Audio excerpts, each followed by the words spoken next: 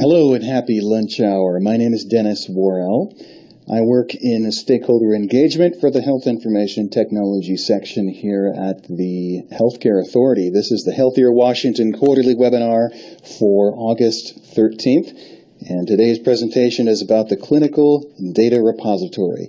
Thank you for joining us. So let's get started. This presentation is about 15 to 20 minutes long and is going to be super high level, so don't worry if you're not too familiar with health information technology in general. There will be time for questions and answers near the end, so feel free to type them into the chat window and we can get them addressed.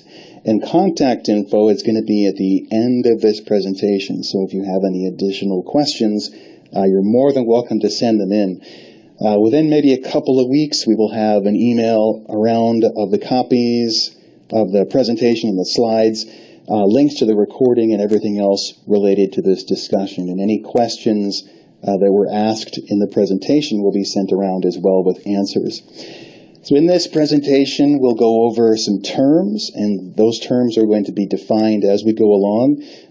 Briefly touch on HCA's relationship to Medicaid. We'll go over a couple of different scenarios illustrating data sharing, then an overview of the clinical data repository. We'll go into a background, a little bit of electronic health record systems, talk about some partners related to the clinical data repository, and then what kinds of information is in it now.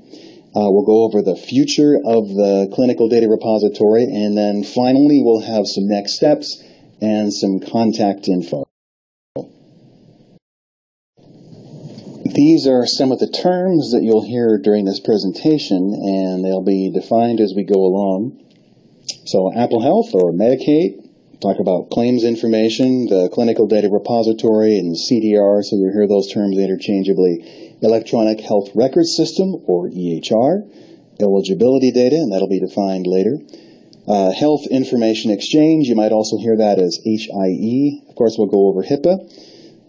Briefly touch on the Meaningful Use Program, talk about One Health Port, and then you might hear the phrase substance use disorder.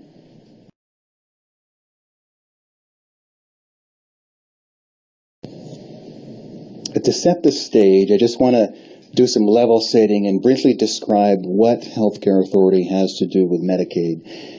Healthcare Authority is what's called the Designated Medicaid Agency for Washington State. It purchases care for more than 2 million Washington residents through Apple Health, the Public Employee Benefits Board Program, and the School Employee Benefits Board Program. So if you hear Apple Health or Medicaid, just know that those terms are synonymous. I'd like to open by talking about this situation. This really isn't a fictitious situation because it actually happened to me a bunch of times, so I think it might resonate. I had a need to go see my primary care physician, so I made an appointment and arrived about 20 minutes early. I was given several papers to fill out that asked for information about my name, my phone number, past surgeries, medication history, family history, allergies, etc., etc., etc. I remember doing this before, many times before. In fact, my primary care doc hasn't changed for years. Eventually, I got to see my doctor. After the visit, she referred me to a specialist. So guess what I did? Pretty much the same thing when I got to the specialist. I got there early and filled out a bunch of paperwork. I remember thinking there had to be a better way of doing this. Now let's talk about what's possible. The future of healthcare in Washington State. Let's say you have a need to go to your primary care physician. You make an appointment and arrive just a few minutes before. Instead of being asked to fill out a bunch of forms, you're presented with a screen with the following information already listed. Your name, your phone number, past surgeries, medication history, family history, allergies, etc., etc. And then you're just simply asked to verify this information, and then you see your doctor. During this visit, your doctor might refer you to a specialist. So you go to your specialist, and during intake, instead of filling out paperwork, you're just verifying information on a screen passed from your primary care physician. Things like what we talked about earlier, name, phone number, past surgeries, medication history, and then you get to see your specialist. Let's talk a little more about scenario number 2. That technology exists right now in Washington State to support Apple Health clients. That second scenario uses the information in what's called the Clinical Data Repository, or the CDR. The intent of the CDR is to improve care quality, improve patient and provider experience, and reduce care costs. The Clinical Data Repository is a secure, HIPAA-compliant cloud database to which providers add information from their electronic health record system. And the information then travels from the provider's EHR system to the Clinical Data Repository. Very soon, other providers will be able to download information from the CDR into their own EHRs, and I'll explain a little bit more about that later. You might ask why the CDR is needed to sit between provider databases. The fact is there are dozens of EHR manufacturers, and most of the time they are not made to share information with each other. Many times, different providers will have the same instance of an electronic health record system, and they're able to exchange data, but this isn't always the case. Even organizations with the same EHR vendor might have problems sharing data between offices. Because the state of Washington manages the health of the Apple Health population, and because HCA's mission is a healthier Washington, it has asked providers to submit information to the CDR whenever they see Apple Health clients. This is to ensure all providers in an Apple Health client's network of care are connected, regardless of whether or not the provider's EHRs can share information with each other out of the box. And being connected is one way to improve client health outcomes. So let's talk a little bit about EHRs. Most providers have an electronic health record system. You might have heard about Epic or Cerner, NextGen, Athena, or Allscripts. These are all different EHR vendors. To a single provider, their electronic health record system allows them to log information about their clients in order to provide a higher level of care using the history that they keep. An EHR also allows a provider to centralize information about their clients so others in the same organization can access it in their normal course of operations. Before the adoption of EHRs, this kind of information was trapped on paper records, and if the data needed to be shared, copies were mailed or faxed or what have you. The fact is, not everyone uses an EHR. They've been around for decades, but widespread use didn't take off until about 2011.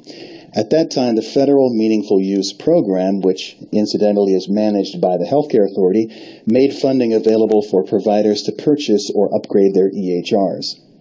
This action did a couple of things. It kickstarted widespread EHR use, but it also sort of enabled different EHR vendors to develop solutions without too much regard for compatibility.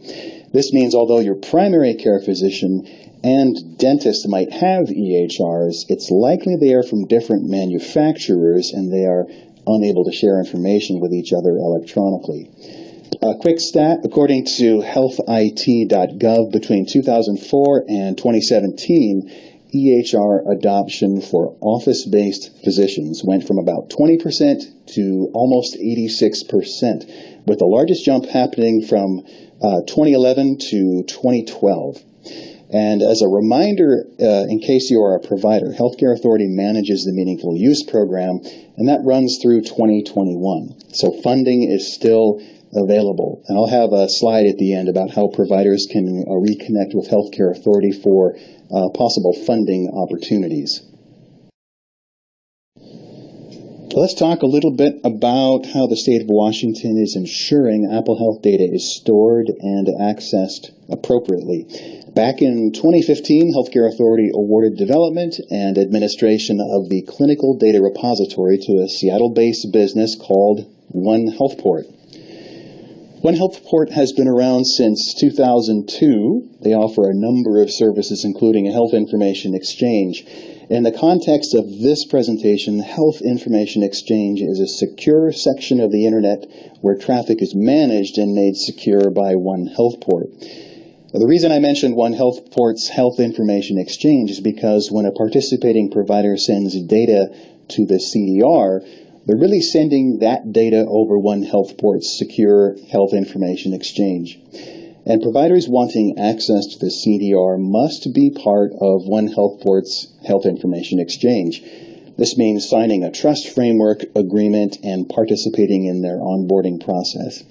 Contact information for One Health Port is going to appear at the end of this presentation. Since 2016, participating providers have been submitting clinical information to the CDR, and in the summer of 2017, the CDR web portal went live, enabling providers to view client data in the CDR through a browser, and I'll go over that a little bit more in the next slide. In case you are a provider, the CDR is a relatively new part of One Health Port's offerings. Their Health Information Exchange, or HIE, has been around for a while.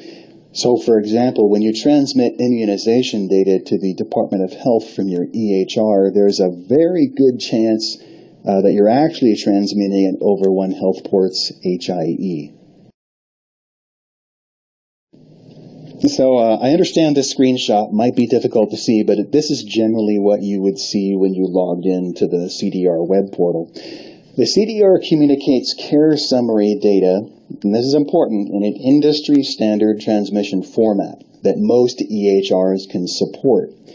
The CDR uses Apple Health claims eligibility data as placeholders to store these care summaries. And eligibility data includes things like name, phone number, address, and a bunch of other things.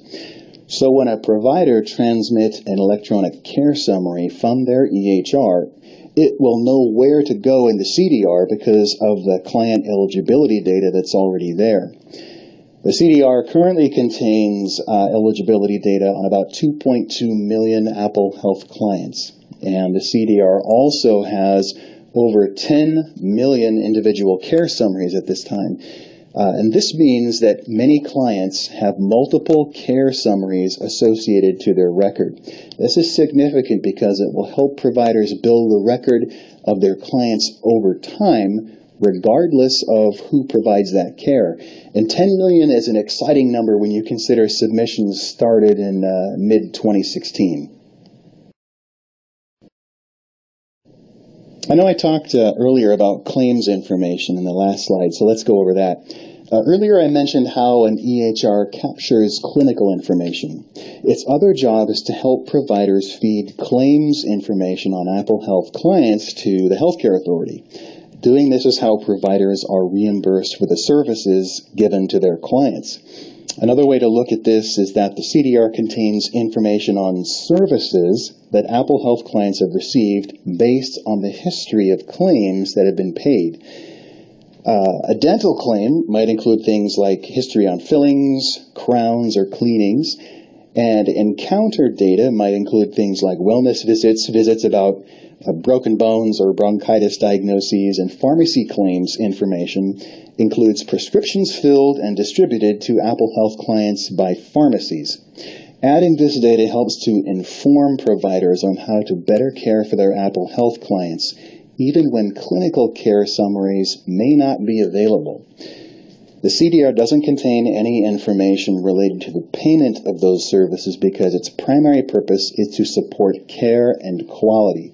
The All-Payer Claims Database, which you might have heard of, or the APCD, has information about costs, including some handy public-facing reports that allow consumers to make decisions about their cost of care.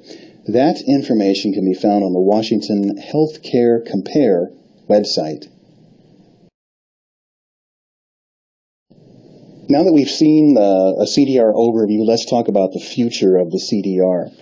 I need to stress that the evolution of the clinical data repository is a collaborative process. Healthcare Authority is very interested to learn how partners could make use of this information.